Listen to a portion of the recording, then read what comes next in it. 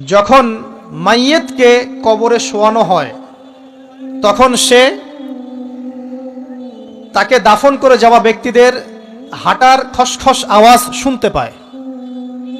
এরপরে তাকে যখন শুইয়ে দেওয়া হয়, সে যদি মুমিন ব্যক্তি হয় তাহলে তার মাথার দিকে তার সলাত এসে দাঁড়িয়ে যায়। দুনিয়াতে আপনি যে নামাজগুলো পড়েছেন, আমি যে নামাজগুলো পড়ছি, এগুলো মাথার দিকে দাঁড়িয়ে যায়। ডান দিকে চলে আসে তার সওম, সওম মানে কি? রোজা। বাম দিকে চলে আসে যাকাত। তারপরে পায়ের দিকে চলে আসবে তার আত্মীয়তার সম্পর্ক রক্ষার ইবাদত, তার এই যে অন্যান্য দান সদকা, তার নফল আমল, তার তাসবিহ তাহলিল, তার কোরআন তেলাওয়াত ইত্যাদি পায়ের দিকে চলে আসবে।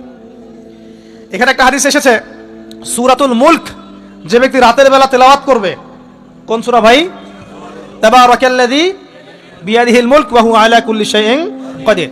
এই সূরা যে ব্যক্তি রাতের বেলা করে তেলাওয়াত করবে, ইনশাআল্লাহ সূরা মুলকও কবরে তার সাথে থাকবে এবং কবর আযাব থেকে সূরা মুলক তাকে বাঁচাবে ইনশাআল্লাহ। আমি বুঝাচ্ছি যে কি অবস্থাটা হবে। এবার দুজন ফেরেশতা মাথার দিক থেকে আসবেন, আসতে চাইবেন, সালাত বলবে এখান দিয়ে আসা যাবে না, এদিক দিয়ে আসা যাবে না। ডান দিক দিয়ে আসতে চাইবেন, এদিক দিয়ে আসা যাবে না। বাম দিক দিয়ে আসতে চাইবেন, যাকাত বলবে এদিক দিয়ে আসা যাবে না। পায়ের দিক দিয়ে আসতে চাইবেন, আমলগুলো বলবে এদিক দিয়ে আসা যাবে না। তারপরেও তারা আসবেন, চোখগুলো হবে নীল এবং কালো বর্ণ, নীলাপ চোখের, কালো। মুনকার নাকির। উঠে বসিয়ে দেওয়া হবে। এবার তিনটা প্রশ্ন। প্রথমে প্রশ্ন হচ্ছে কি, মান রব্বুক, তোমার রবকে? তখন মুমিন বান্দা বুক ফুলিয়ে বলবে রব্বি আল্লাহ, আমার রবকে আল্লাহ। পৃথিবীতে যে ব্যক্তি আল্লাহর সাথে শিরিক করে নাই, আল্লাহ তাওহীদের উপর থেকেছে এবং তার উপরে মৃত্যুবরণ করেছে, ইনশাআল্লাহ সে ব্যক্তি এর উত্তর নির্দ্বিধায় দিতে পারবে ইনশাআল্লাহ। আর দুনিয়াতে যে বা যারাই আল্লাহর সাথে শিরক করবে, আল্লাহর সাথে শিরকের পাপে লিপ্ত হবে, ওই অবস্থায় মারা যাবে, তাওহীদের উপর থাকবে না, কোশ্চিন কালেও মান রব্বুক উত্তর দিতে পারবে না। তারপরে প্রশ্ন হয়ে যাবে মা দিনুক, তোমার দিন কি ছিল? মুমিন বান্দা উত্তর দিবে কি? দীনই আল ইসলাম, আমার দিন ছিল ইসলাম। এখানে শুনে রাখেন, পৃথিবীতে যারা ইসলামকে পরিপূর্ণরূপে পালন করবে তারাই এই উত্তর দিতে পারবে ইনশাআল্লাহ। যারা ইসলামকে ঠাট্টা বিদ্রুপের হাসি তামাশার পাত্র বানিয়েছে, মন চাইলে কিছু করি, মন চাইলে কিছু করি না, সহজগুলো একটু আমল করি, বাকি কিছুর আমল ধারি না, হ্যাঁ, নামাজ পড়ি, সুদ ছাড়তে পারি না, ঠিক আছে, বছর বছর ওমরা করি, এদিকে ঘুষ দুর্নীতি ছাড়তে পারি না, ইসলামকে ঠাট্টা তামাশার পাত্র বানিয়েছে, এরা কোশ্চিন কালে উত্তর দিতে পারবে না মা দিনুক। দিনে উদখুলু ফিস সিলমি কাফা, পরিপূর্ণরূপে ইসলামে প্রবেশ করতে বলেছেন আল্লাহ রাব্বুল আলামিন। যারা পরিপূর্ণরূপে ইসলামে প্রবেশ করবে এবং ইসলামের প্রতিটা মৌলিক বিধান মেনে চলবে, ইনশাআল্লাহ তারা এর উত্তর দিতে পারবে। এরপরে আসবে তৃতীয় প্রশ্ন, নবী সাল্লাল্লাহু আলাইহি ওয়াসাল্লামকে দেখানো হবে। যখন দেখানো হবে তখন সূর্য যখন ডুবে যায়, যে দৃশ্যটা আমরা দেখতে পারি না, ওই দৃশ্যটা ভেসে উঠবে এবং মুমিন বান্দা অস্থির হয়ে যাবে, বলবে আমাকে ছেড়ে দাও, আমি নামাজ পড়বো। সুবহানাল্লাহ। কারণ তার কাছে মনে হবে যে আসরের ওয়াক্ত হয়ে গেছে, আসরের ওয়াক্ত হয়ে গেছে, আসরের ওয়াক্ত চলে যাচ্ছে, আমাকে নামাজ পড়তে হবে। চিন্তা করেছেন?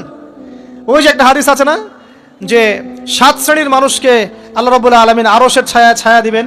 তার মধ্যে এক শ্রেণীর মানুষকে, যার অন্তর মসজিদের সাথে ঝুলে থাকে, তার মন মসজিদের সাথে ঝুলে ছিল, এই সূর্য ডুবে গেল বলে আমাকে ছেড়ে দাও, আমি নামাজ পড়তে যাব। তখন ফেরেশতারা বলবেন তোমাকে নামাজ পড়তে দেয়া হবে, তবে তার আগে তুমি এর উত্তর দাও। কি উত্তর? এই ব্যক্তির দিকে তাকাও। তখন নবী সাল্লাল্লাহু আলাইহি ওয়াসাল্লামকে দেখানো হবে, সাল্লাল্লাহু আলাইহি ওয়াসাল্লাম দরুদ পড়বেন। বলা হবে যে এই ব্যক্তির সম্পর্কে তোমার কি ধারণা? মান হাযা রাজুলু বুইসা ফীকুম, এই ব্যক্তি কে, যাকে তোমাদের কাছে পাঠানো হয়েছিল?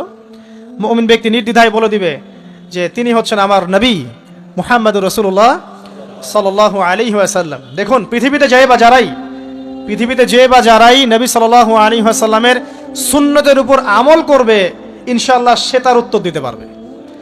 দুনিয়াতে যারা নবীর সুন্নতের 5 পয়সা পরোয়া করছে না, তার আদর্শের 5 পয়সা দাম দিচ্ছে না, তারা কোশ্চিন কালে উত্তর দিতে পারবে না। নাম হতে পারে আব্দুর রহমান, আব্দুর রহিম, নবীর সুন্নতের ধার ধারে না, তারা উত্তর দিতে পারবে না। তো নবীর সুন্নতের গুরুত্ব কত গভীর, এটা আমাদেরকে এখান থেকে বুঝতে হবে।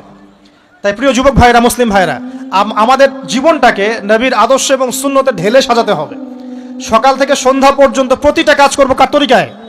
রাসূলের তরিকা। নামাজ পড়বো তার তরিকায়, রোজা, সিয়াম, হজ, যাকাত, আমল, মুআমালাত, আখলাক সব কার তরিকায়?